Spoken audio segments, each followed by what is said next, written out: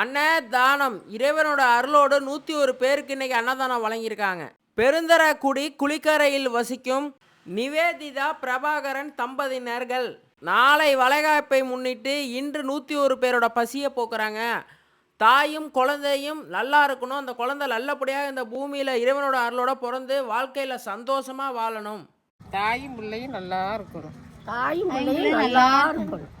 நல்லா இருக்கணும். தாயும் பிள்ளையும் நல்லா இருக்கணும். பிள்ளை ஆம்பளை பிள்ளை பிறக்கணும். நல்லா இருக்கணும். அவங்க புள்ள நல்லா பிறந்து நல்லா வருமா. தாய் நல்லா இருக்கணும். புள்ள நல்லா விதமா பிறக்கணும். ஆம்பளை பிள்ளையா பிறக்கணும்.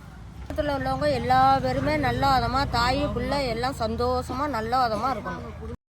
அந்த குழந்தை நல்லா இருக்கும், அவங்க குடும்பமே நல்லா இருப்பாங்க. கூட வரணும், குலதெய்வம் கூடையே வரணும், முத்தாரம்மன் துணையாக வரணும், ஞானமூர்த்தி ஈஸ்வரர் துணையாக வரணும், தீராத வினையெல்லாம் தீர்க்கும் தியாகராஜ சாமிகள் துணையாக வரணும், கமலாம்பிகை தாயார் துணையாக வரணும், மகா முனிவர் வரணும், தெப்பக்குளத்தில் வீட்டிற்கும் நாகநாதர் வரணும். இவங்க வயிற்றில் வளர்கிற பிள்ளை வந்து சருமாக இருக்கணும்.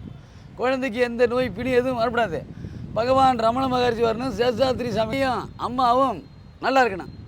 வயிற்றில் வளர்கிற பிள்ளை சருமாக இருக்கணும். எம்பெருமான் முருகவேல் துணையாக வரணும். வளகாப்பு காணும் அவர்களுடைய குழந்தை நலமுடன் வாழவும், நல்லா பிறந்து நலமுடன் வாழ ஆண்டவனை வேண்டுகிறேன்.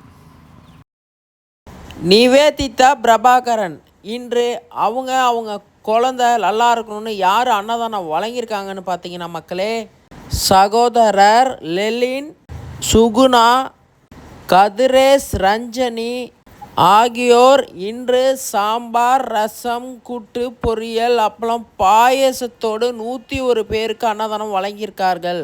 அவங்க தாயும் குழந்தையும் அவங்க குடும்பமும் நல்லா இருக்கணும்னு. நாளைக்கு வளைகாப்புக்கு இன்று இத்தனை பேரோட பசியை போக்கியிருக்காங்க.